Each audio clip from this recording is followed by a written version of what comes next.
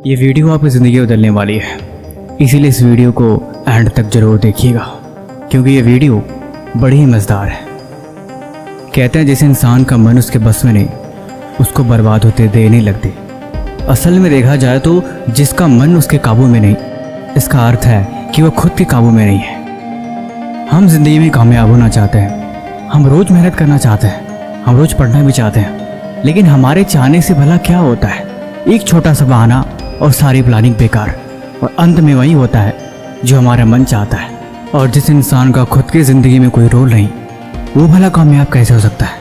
बात यहाँ पे समझने की है, जो बात हम जान के भी अनजान बनते हैं। मन को बस में करने का तकनीक सदियों से चली आ रही है, लेकिन एक बात तो तय है, जिसका मन उसके काबू में है वो दुनिया की हर एक चीज़ पा सकता है जो उसे चाहिए, लेकिन जिसका मन उसके काबू में नहीं, वो सफलता के शिखर पे पहुंच के भी उसके हाथ कुछ नहीं लगने वाला।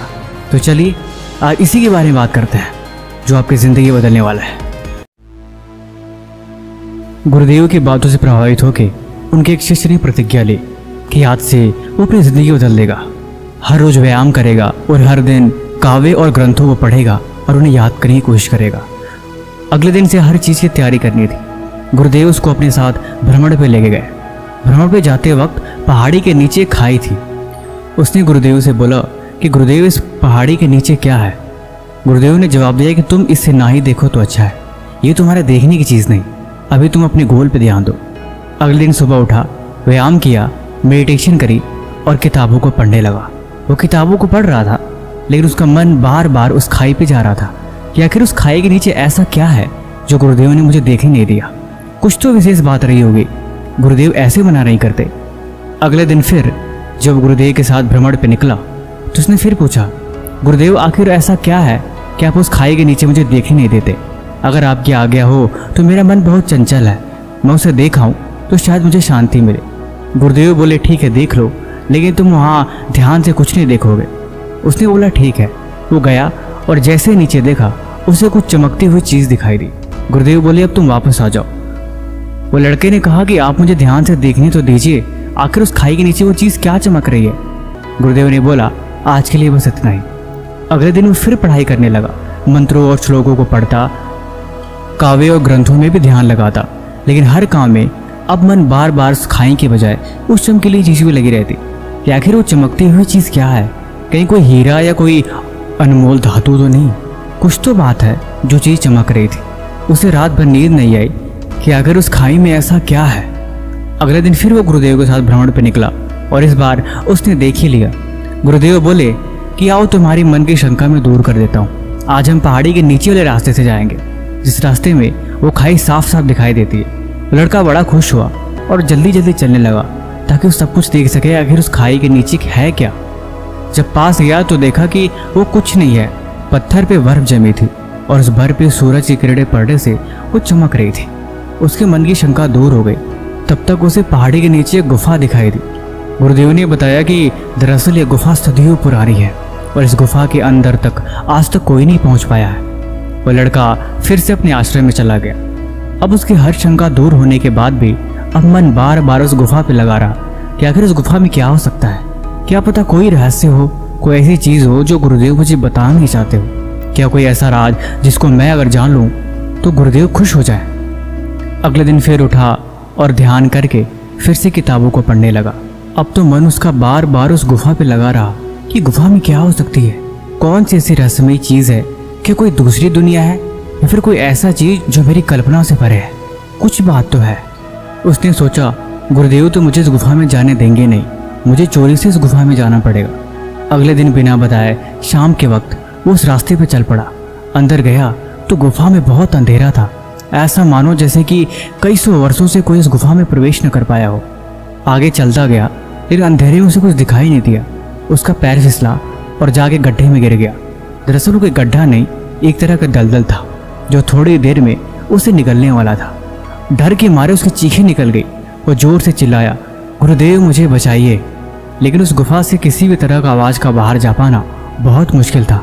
अब वो डर के मारे जोर जोर से चिल्लाने लगा और रोने लगा, गुरुदेव बचाइए, कोई तो मुझे बचाओ। गुरुदेव ने उसकी आवाज़ सुनी और गुरुदेव ने आगे उसकी जान बचाई। बेचारा बहुत ही थका हुआ और डरा हुआ था। उसने बोला, गुरुदेव आज के बाद मैं आपके साथ सुबह के भ्रमण के लिए नहीं निकलूंगा, मुझे क्षमा करें। गुरुदेव ने उसे अपने पास में बुलाया और उसे सारी बातें समझाने लगे। तुमने प्रतिज्ञा ली थी कि तुम कुछ नया सीखोगे, हर दिन व्यायाम, ध्यान, उपनिषदों का ज्ञान और सारी चीजें सीखोगे, लेकिन उसके बाद भी तुमने प्रतिज्ञा तोड़ी। मैं तुम्हें आज यहाँ से निकाल देता हूँ, तुम यहाँ से चले जाओ, तुम्हारी यहाँ पे कोई आवश्यकता नहीं। वो गुरुदेव से माफ़ी मांग लगा कि मुझे क्षमा करिए, मेरे से बहुत बड़ी गलती हो गई, आज के बाद मैं ऐसा कभी नहीं करूँगा।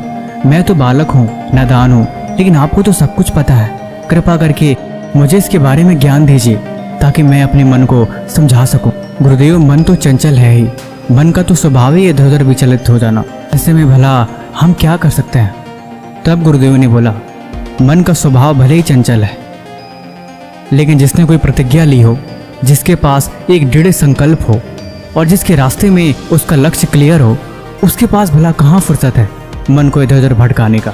मन ऐसे ही तुम्हें झांसे देता है। पहले उस खाई ने तुम्हारा ध्यान आकर्षित किया, उसके बाद उस चमकीली चीज ने, उसके बाद तुम गुफा के लिए आकर्षित हो गए और अंत में मन ने तुम्हें आखिर फंसा ही दिया। अगर समय से मैं वहाँ नहीं पहुँचता तो तुम्हारी मौत हो जाती। मन ऐसे ही बहकाता है और अंत में इंसान ऐसे ही पछताता है।